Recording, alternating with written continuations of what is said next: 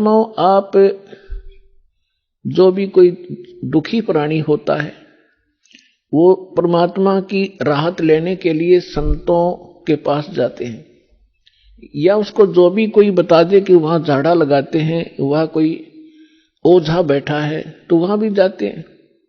तो जितने भी संत हैं पहले अपनी क्रिया बताते हैं, आप ऐसे करो, ये मंत्र जाप करो, ये ऐसा दान करो। उनसे भी कोई लाभ नहीं होता है तो सभी लास्ट में ये कह देते हैं कि ये आपके प्रारब्ध में निहित है, अर्थात आपकी किस्मत में लिखा है, ये आपने भोगना ही पड़ेगा।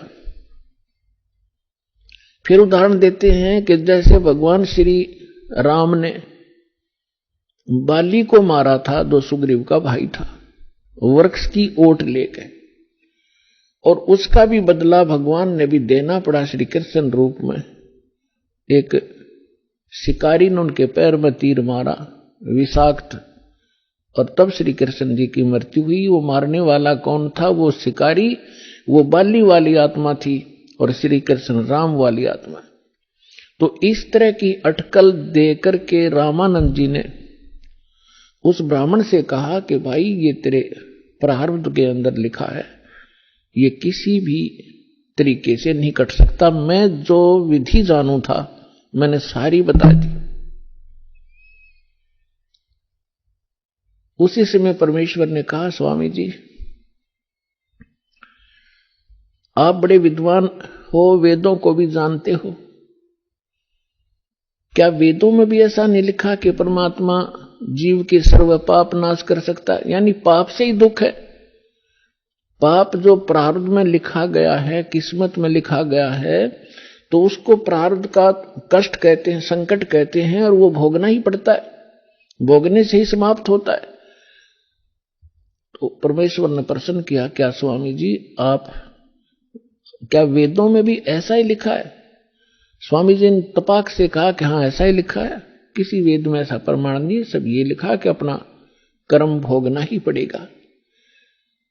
तो परमेश्वर ने कहा कि यजुर्वेद अध्याय नंबर 8 के श्लोक नंबर 13 को देखिए स्वामी जी।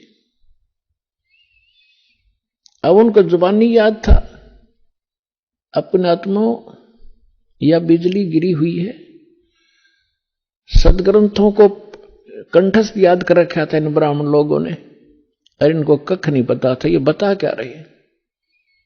रामानंद जी का सिर घूम गया कि दानक का बालक, धान दुलाहे का लड़का, कदे इसने वेद देखे भी को नहीं, और आज इसने मंत्र बता दिया।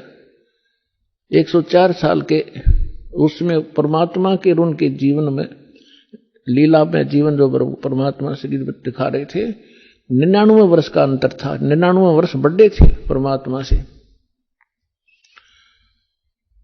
और सारा जीवन ही उन्होंने वेद और गीता पुराणों के अध्ययन में बिताया था।